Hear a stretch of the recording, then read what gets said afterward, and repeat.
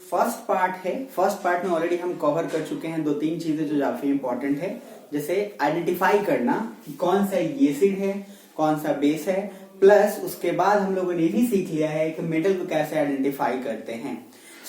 इसमें आगे हम लोग बढ़ेंगे रिएक्शंस की तरफ। और अब आपको कोई प्रॉब्लम इसलिए नहीं होगी बिकॉज आपको पता है कि एसिड कौन सा है मेटल कौन सा है, तो आपको प्रॉब्लम नहीं होगा, इसलिए मैंने ऑलरेडी डिफाइन किया इसको। ठीक है, खैर अब आगे बढ़ते हैं और प्लीज ध्यान से रखिएगा। इसलिए यहाँ एसिड जो है आपका वो, अब मान लीजिए मैंने बोला कि हाइड्रोजन में उसमें H+ होना चाहिए, तो मैं एक एग्जांपल लेता हूं एसिड का। मैंने मान लीजिए एग्जांपल लिया HCl प्लस, अब मेटल, अब आप आराम से सोच सकते हो मेटल खुद से कि कौन सा मेटल होगा कौन सा नॉन मेटल। समझ रहे हैं, जो चीजें आप डेफिनेशन के स्वरूप में सिर्फ याद रखते थे, यहाँ आपको कोई कंफ्यूजन नहीं होगा। मेटल हमने लेट से लिया Na, मैं सिर्फ ये आपको समझाने के लिए ले रहा हूं, ये आप दिमाग में रखिएगा। तो आपका एक रिएक्शन है acid plus metal is salt plus hydrogen gas बनता है। इसको याद रखने की जरूरत नहीं है रट्टा मारने की, आप खुद से रिएक्शन को अपने आप अकॉर्डिंग फॉर्म कर सकते हैं। मैंने आपको फर्स्ट चैप्टर में भी बताया था, यहां भी बता रहा हूं।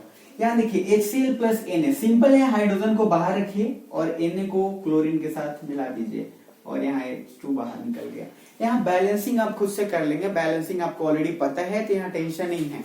ठीक है, आपके लिए इंपॉर्टेंट क्या है यहाँ पे, सबसे फर्स्ट कि एक चीज दिमाग में रखना है, ऑलरेडी सबसे फर्स्ट बात कि हाइड्रोक्लोरिक जो आपने एसिड मैंने बोला HCl प्लस सोडियम को, तो ये बनाया NaCl प्लस H2। देखिए यहाँ पे NaCl जो है यही आपका है सॉल्ट। ठीक है, तो इसलिए आप जब भी कभी रिएक्शन अगर कराते हैं तो हमेशा ये ख्याल रखें कि आप सिर्फ जो भी दो रिएक्टेंट हैं जो आपस में होने वाले हैं कंबाइंड, आप उसको बड़े आप ध्यान से देखेंगे तो आपको जल्दी से आप रिएक्शन कराने के लिए इन दोनों में से किसी एक को इसके साथ और एक को बाहर निकालिए। यहाँ पे आपको इंपॉर्टेंट क्या था समझना कि पहले आपको पता तो होना चाहिए कि ये मेटल है नॉन मेटल है। अगर आपको ये पता ही नहीं है, क्योंकि आपको एग्जाम में दे देगा तो ये सब चीजें नहीं लिखेगा कि एसिड है या बेस है, सिंपल एक दे दिया रिएक्शन और बोलेगा कि इसका आप प्रोडक्ट बनाएं। समझ रहे हैं आप, तो आपको पता ही नहीं है कि एसिड है या बेस है, then how will you get just know. बहुत से लोग कहते हैं रट्टा मार, कैसे रट्टा मार के भी कुछ नहीं कर सकते। आपने रट्टा मारा हुआ acid plus metal salt plus hydrogen gas, ठीक है, और रिएक्शन दे दिया ये वाला, नाम कुछ नहीं लिखा हुआ है, क्या करेंगे आप? You will do nothing, trust me, फिर वही करके आएंगे जय माता दी वाला काम। तो इसलिए अब यहाँ पे पहला reaction acid plus metal salt plus hydrogen gas, मैंने बोला था कुछ इसमें ट्रिक्स है। आप अगर ध्यान से देखोगे, मैं एक रिएक्शन पिछले में लिखा था उसको मैं कंप्लीट नहीं कर पाया था, जिसमें एसिड प्लस हाइड्रोजन कार्बोनेट, या आप उसको करोगे या कार्बोनेट या हाइड्रोजन कार्बोनेट जब आप करेंगे तो उसमें salt plus CO2 plus water बनेगा। वो मैंने लिखा नहीं था उसका प्रोडक्ट, फिर मैंने रिएक्टेंट लिख दिया था, उसके लिए सॉरी। तो यहाँ पे आप देखोगे एसिड प्लस मेटल ऑक्साइड तब भी सॉल्ट बन रहा है, आप अगर ध्यान से देखेंगे तो। फिर मैंने एक रिएक्शन लिखा था जिसमें एसिड प्लस बेस लिखा था, तो बनाते हैं सॉल्ट प्लस वाटर। यहाँ पे भी आप देखिए एक सॉल्ट है, तो एसिड और बेस में आपको ज्यादातर जो रिएक्शन है उसमें सॉल्ट मिल ही जाएंगे। फिर मैं आपको एक और एग्जांपल देता हूं, जैसे आपका था सोडियम सॉरी हाइड्रोजन कार्बोनेट, या फिर जो मेटल कार्बोनेट, कोई भी मेटल हाइड्रोजन कार्बोनेट, ये मतलब एसिड को आप कर रहे हैं एसिड प्लस हाइड्रोजन कार्बोनेट या मेटल हाइड्रोजन कार्बोनेट, तो बनाएगा salt plus CO2 and plus water. ठीक है, ये आपको रट्टा मारने की जरूरत नहीं है। इसमें इंपॉर्टेंट देखिए ये वाला है, एसिड प्लस बेस को रिएक्शन कराते हैं तो सॉल्ट प्लस वाटर बनते हैं। अब आप खुद से एग्जांपल सोच लीजिए, क्योंकि आपको पता है एसिड कैसे आइडेंटिफाई करते हैं, बेस कैसे। मान लीजिए मैं एसिड फिर से HCl लेता हूं, बेस में क्या होना चाहिए OH, मान लीजिए मैं NaOH ले लेता हूं, ठीक है, NaOH ले लेता हूं। अभी जब कंबाइंड होगा तो क्या बनेगा NaCl, आप खुद सोच सकते हो, प्लस H2O, वही आया। NaCl क्या है? सॉल्ट, वही सॉल्ट जो हम यूज करते हैं। क्लियर है? तो ये रिएक्शंस आपके काफी इजी हैं, आपको इसके लिए कोई परेशानी होने की जरूरत नहीं है। मैं सच्ची बता रहा हूँ, परेशानी तब होती है जब आपको एग्जैक्ट पता नहीं होता कि एसिड कौन सा है मेटल बेस कौन सा है, तभी प्रॉब्लम होती है। इसलिए बच्चे रट्टा मारते हैं, फिर भी उनको कंफ्यूजन होता है और सही नहीं होते। ठीक है ना? खैर, ये आपके कुछ रिएक्शंस है, कुछ रिएक्शंस आगे भी पढ़ेंगे। इसमें मैंने कुछ नोट में लिखा है, generally non metallic oxides are acidic in nature. अब एक बात समझ लीजिएगा, नॉन मेटालिक मतलब नॉन मेटल की मैं बात बोल रहा हूं। अब आपको ये पता ही नहीं है कि नॉन मेटल क्या है, अब आप मुझे ये बताइए कि अगर आपको नॉन मेटल पता नहीं है तो आप कैसे समझोगे कि नॉन मेटेलिक ऑक्साइड्स क्या है?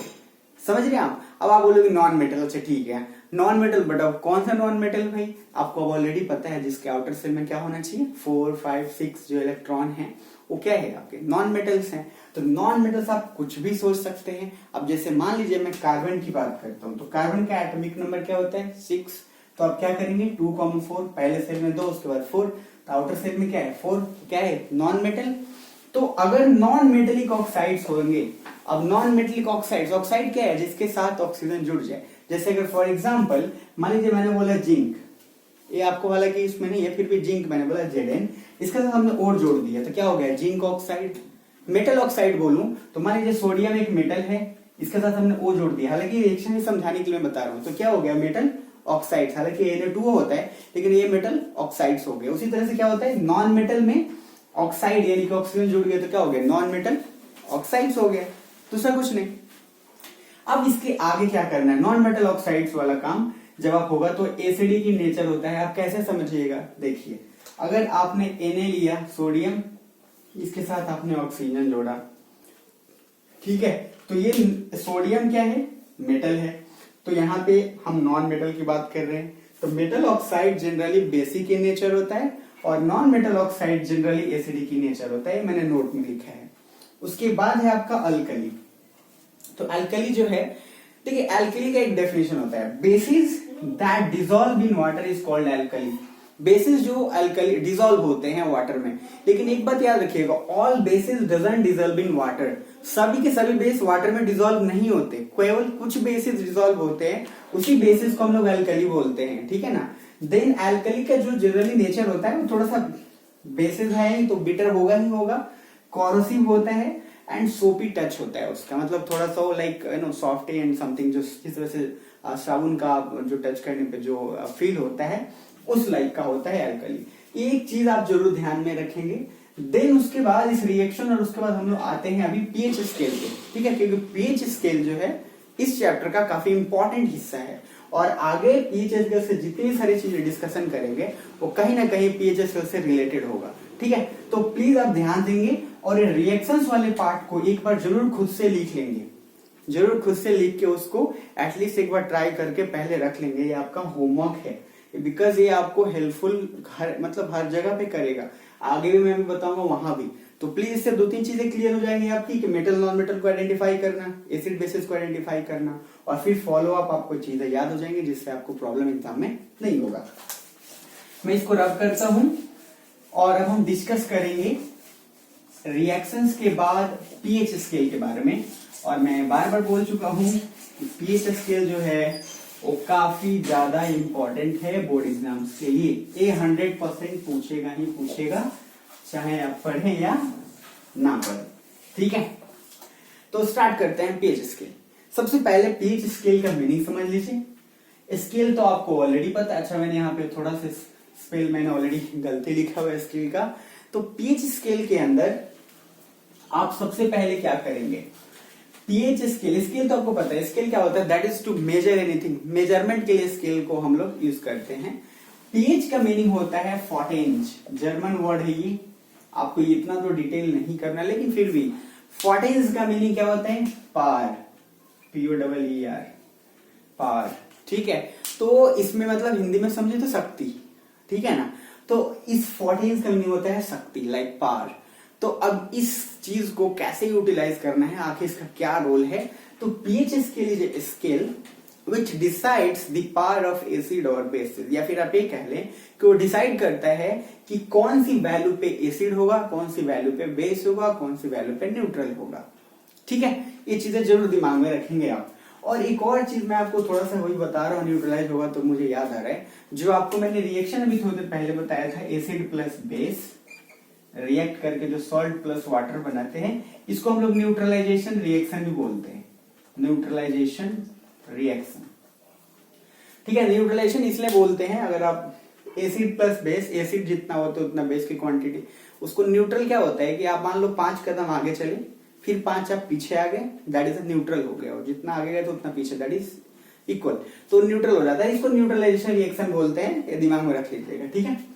अब आते हैं फिर से हम पीएच स्केल पे। तो इसका मीनिंग पावर होता है और एक स्केल है। अब स्केल कैसे बनाया गया उसको समझिए। एक स्केल बनाया गया जिसमें टोटल की टोटल वैल्यू जो थी वो 0 to 14 थी। मतलब उस स्केल का मेजरमेंट 0 to 14 के बीच में होता है। जो आपका सेंटर में है दैट इज 7। क्या है 7 जो है बीच में that is a neutral point. मतलब न्यूट्रल मतलब ना तो एसिडिक ना ही बेस। 7 से पहले सभी के सभी होंगे एसिड और 7 से यहां तक सभी के सभी होंगे बेस। मतलब जिसकी वैल्यू 0 to 6.9 तक अगर है तो वो एसिड है। 7 होगा तब तो न्यूट्रल हो गया, ना एसिड ना बेस, तो वो तो न्यूट्रल है। 7.1 से लेकर 14 तक वो होगा बेस। क्लियर है?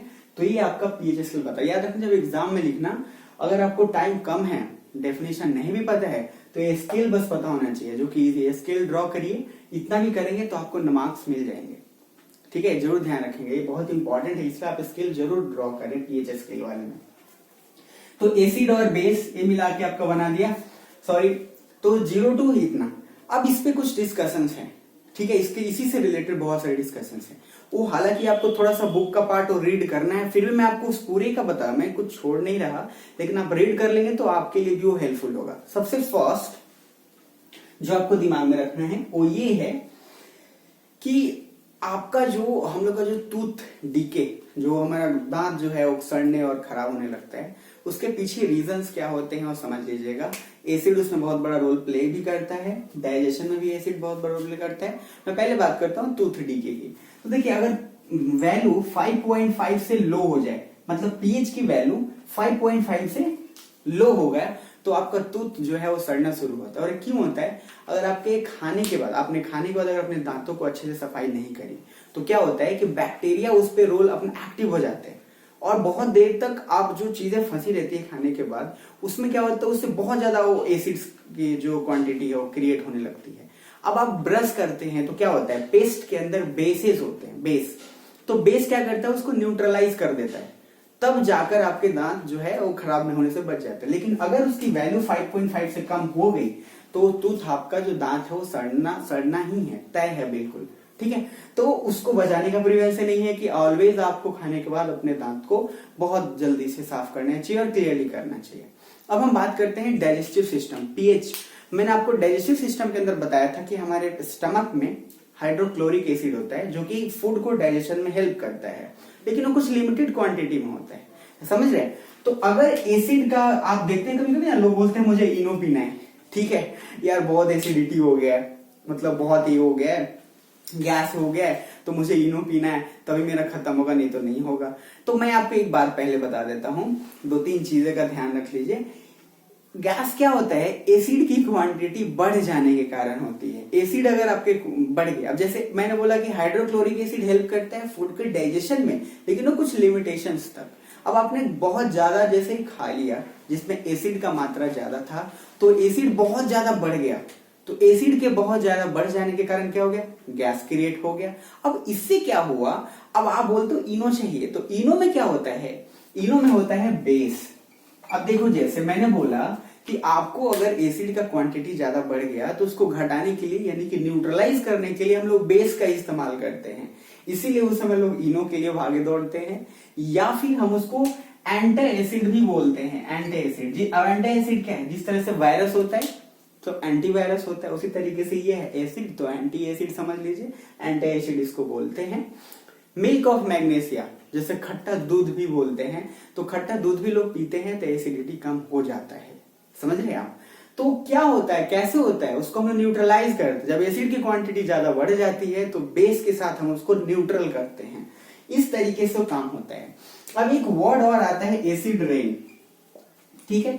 एसिड रेन क्या है, एसिड रेन में जब पीएच की वैल्यू 5.6 से कम हो जाती है, जैसे कोई अम्लीय वर्षा हिंदी में बोलते हैं इसको, तो क्या होता है, बारिश का जब बारिश हो रही होती है तो जो बूंदे, जो पानी गिर रहे होते हैं और सारी चीजें, तो उसकी जो अगर वैल्यू पीएच स्केल पे 5.6 से कम हो जाती है तो पानी फिर हमारे लिए काफी खतरनाक हो जाता है सभी के लिए। अगर एनिमल्स उसको ड्रिंक करते हैं तो उनपे काफी हार्मफुल है, इनफैक्ट डेथ होने के चांसेस है। सॉइल जो जिसमें हम लोग खेती करने वाले वो बिल्कुल बेकार हो जाएगा, बिल्कुल वहां पे कोई काम नहीं करेगा। तो इसलिए एसिड कुछ क्वांटिटी तक ही ठीक है, अगर उस क्वांटिटी से वो बढ़ता है और चीजें ऐसी होती हैं तो बड़ा नुकसानदेह होता है। इसलिए हमेशा ध्यान रखना चाहिए। इसलिए आपको देखो डाइजेस्टिव सिस्टम में भी, दांतों के लिए भी, हर जगह उसके लिए बहुत जरूरी है। तो इसमें पीएच स्केल का ये पूरा रोल है। इसके अंदर और भी ब्लड का पीएच स्केल होता है, अलग अलग सबका होता है। तो एक इसमें बॉक्स है जो आपको एनसीईआरटी बुक में वो ध्यान देना है। मैं आप पे काम छोड़ता हूँ, पीएच स्केल को पूरा अच्छे से आपको एक बार रीड करना है। फिर हम लोग नेक्स्ट वीडियो में लास्ट का जो पार्ट है सॉल्ट और उससे रिलेटेड, सॉल्ट तो मैंने फिर समझा दिया, उसके अंदर बेकिंग सोडा ये सबका आपको काम करना है, ठीक है ना। तो मिलते हैं फिर नेक्स्ट वीडियो में।